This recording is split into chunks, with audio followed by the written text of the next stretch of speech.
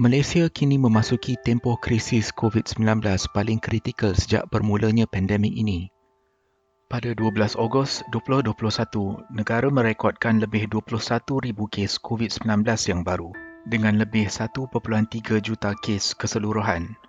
Negara kita kini baru bebas dari pengisytiharan darurat, namun keadaan jelas lebih terdesak dari sebelum darurat diisytihar pada Januari 2021. Status kes COVID-19 dan kematian semakin bertambah. Ramai kehilangan pekerjaan dan sistem kesihatan berada di tahap runcing. Ini berbeza dari keadaan negara pada pertengahan tahun 2020. Pada masa yang sama tahun lalu, Malaysia hanya melaporkan sekitar 10 kes baru setiap hari dan mempunyai salah satu rekod pemulihan COVID-19 terbaik di seluruh dunia. Situasi semasa sangat menyedihkan, namun banyak persoalan berbangkit tentang punca sebenar keadaan semakin teruk. Gelombang jangkitan ketiga dan keempat di Malaysia dilihat menjelang hujung 2020 dan pada bulan April 2021. Sepanjang tempoh ini, Malaysia berada dalam tempoh Perintah Kawalan Pergerakan. PKP pelbagai peringkat yang dilaksanakan sejak Januari dianggap kawalan yang paling lama pernah dikenakan di Malaysia. Namun, status kes COVID-19 kekal tinggi sepanjang tempoh ini tanpa menunjukkan sebarang petanda ia akan berkurangan dalam masa terdekat. Apa yang sebenarnya dah berlaku?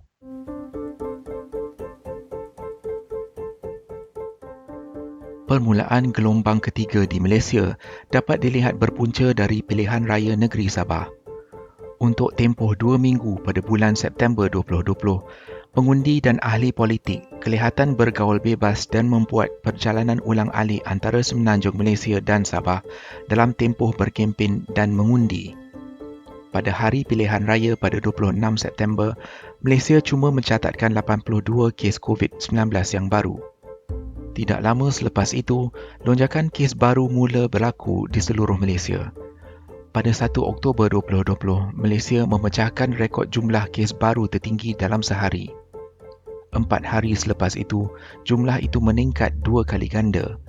Hampir sebulan kemudian, untuk pertama kalinya, Malaysia mencatatkan jumlah kes baru melebihi angka 1,000 sehari. Pada 24 Oktober, 4 minggu selepas hari mengundi, Sabah menjadi negeri pertama yang mencatatkan lebih 10,000 kes COVID-19 secara total. Apa yang disangkakan cuma melibatkan kluster di dalam penjara dan di kalangan pekerja asing ternyata salah selepas disedari kluster lain juga merebak di banyak kawasan lain. Sukar untuk menentukan dengan tepat bagaimana ini boleh berlaku, tetapi terdapat beberapa perkara yang mungkin boleh dikatakan sebagai punca. Pada 11 Januari 2021, Perdana Menteri mengumumkan kawalan pergerakan baru di seluruh negara untuk 5 negeri dan 3 wilayah persekutuan. Kawalan itu merangkumi SOP seperti melarang perjalanan antara negeri dan daerah, menghadkan perjalanan dalam radius 10 km dari rumah dan hanya membenarkan 2 orang setiap isi rumah keluar untuk membeli bahan keperluan. Mungkin dalam situasi yang berbeza, tindakan ini dapat memberikan kesan positif. Tetapi PKP 2 ini diumumkan hanya selepas peningkatan jumlah jangkitan COVID-19 menghampiri 3,000 kes sehari. Selepas hampir 3 bulan jumlah kes baru berada di paras 4 angka.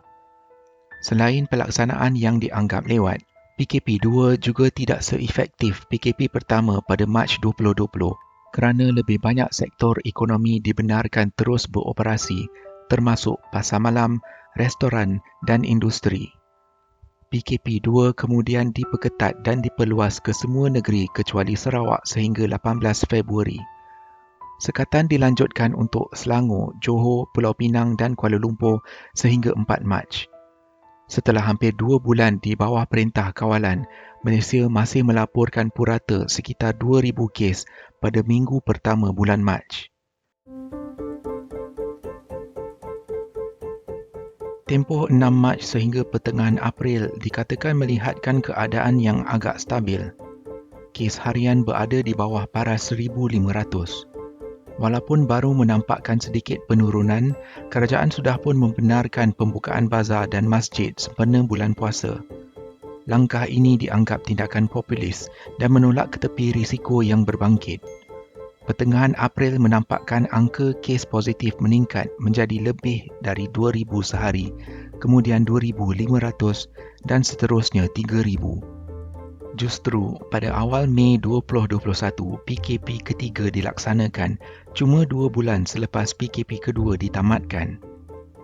Setelah jelas kawalan yang dikenakan tidak mencukupi, PKP penuh diumumkan pula 2 minggu kemudian dan diumumkan juga kawalan akan berpanjangan selagi kes harian berada melebihi angka 4,000. Kepelbagaian SOP ini dan perubahan status mengelirukan banyak pihak.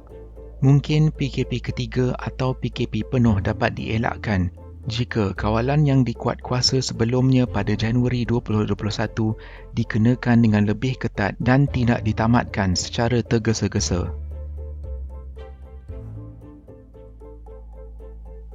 Sehingga 31 Julai, masih terdapat lebih 1,000 kluster yang aktif di seluruh Malaysia.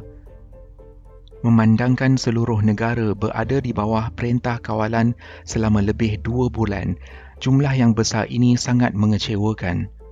Walaupun berada di bawah PKP, 17 sektor termasuk pembuatan dan industri telah dibenarkan beroperasi pada kapasiti 60%. Jangkitan wabak di tempat kerja dan tapak pembinaan tidak dapat dibendung dan layanan buruk majikan terhadap pekerja tidak diendahkan.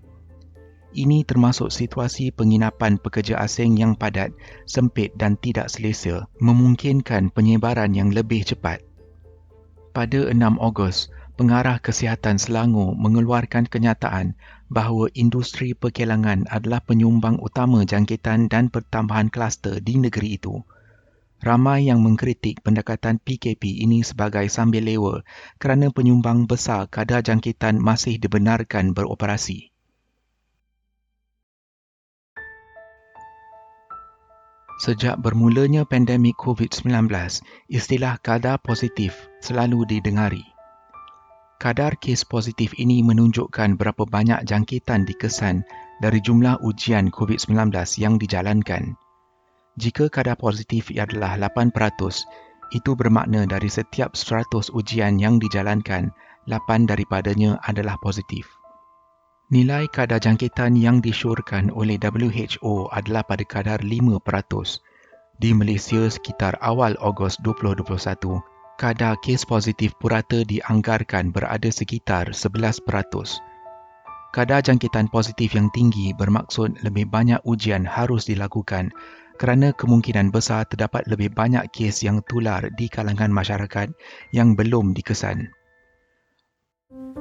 Pada 13 Januari, Kementerian Kesihatan Malaysia mengubah protokol bagi mengesan kontak rapat dan ujian COVID-19.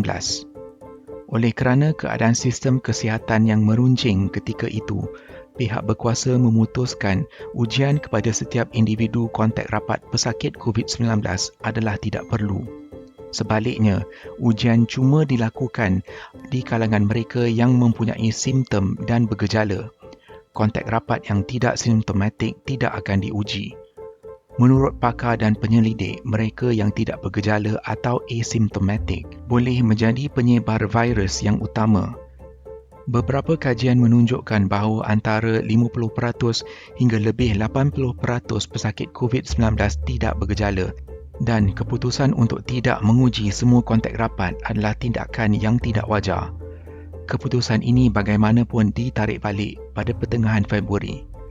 Ketua Pengarah Kesihatan Malaysia menegaskan bahawa kementerian telah kembali ke strategi awal untuk menguji semua kontak rapat pesakit COVID-19. Walaupun demikian, ramai yang masih berpendapat bahawa ujian masih tidak mencukupi dan ini jelas dari kadar kes positif yang masih tinggi, bermakna kemungkinan keadaan pandemik sebenarnya adalah jauh lebih serius.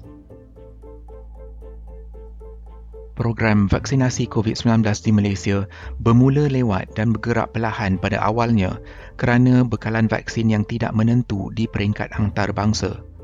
Keadaan ini diperbaiki bermula bulan Jun dan setakat ini lebih 15 juta penduduk di Malaysia telah pun menerima sekurang-kurangnya 1 dos vaksin.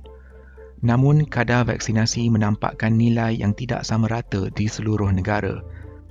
Kawasan seperti Kuala Lumpur dan Putrajaya telah berjaya mengedarkan bekalan vaksin dengan lebih menyeluruh. Tetapi negeri lain seperti Kelantan, Kedah dan Sabah mempunyai peratusan yang jauh lebih rendah kerana isu-isu seperti kesedaran vaksinasi yang lebih rendah dan akses kepada rawatan kesihatan yang lebih sukar. Isu-isu lain seperti proses yang tidak konsisten serta sistem dan database JKJAV yang tidak stabil juga menyumbang kepada keluhan orang ramai terhadap keseluruhan proses mendapatkan vaksin. Walaupun kadar vaksinasi di Malaysia semakin meningkat dengan adanya varian Delta yang lebih mudah tersebar dan lebih mudah menjangkit, permulaan program vaksinasi yang sedikit terlewat mengakibatkan Malaysia memerlukan masa yang lebih untuk bebas dari kemelut yang dihadapi kini. 8 Ogos menyaksikan kes kematian COVID harian yang paling tinggi dengan angka 360 kematian, menunjukkan kelewatan program vaksinasi banyak meninggalkan kesan dalam Malaysia menangani penyebaran jangkitan COVID. Langkah-langkah kawalan pergerakan yang berpanjangan telah banyak memberi kesan negatif kepada struktur sosial dan ekonomi negara. Sebilangan besar masyarakat yang terkesan hampir berputus asa dan ramai telah pun jatuh di bawah kadar kemiskinan. Dianggarkan seramai 7 juta lagi berisiko kehilangan punca pendapatan menjelang Oktober. Ramai dari rakyat yang kini kelaparan, jumlah kes bunuh diri berada di tahap paling tinggi serta semangat dan moral di kalangan masyarakat di tahap paling rendah. Ditambah dengan penguatkuasaan yang dianggap tidak konsisten dan berat sebelah, rakyat Malaysia kini seakan berputus asa dengan keadaan yang melanda negara sekarang. Seterusnya, ke mana hala tuju Malaysia selepas ini?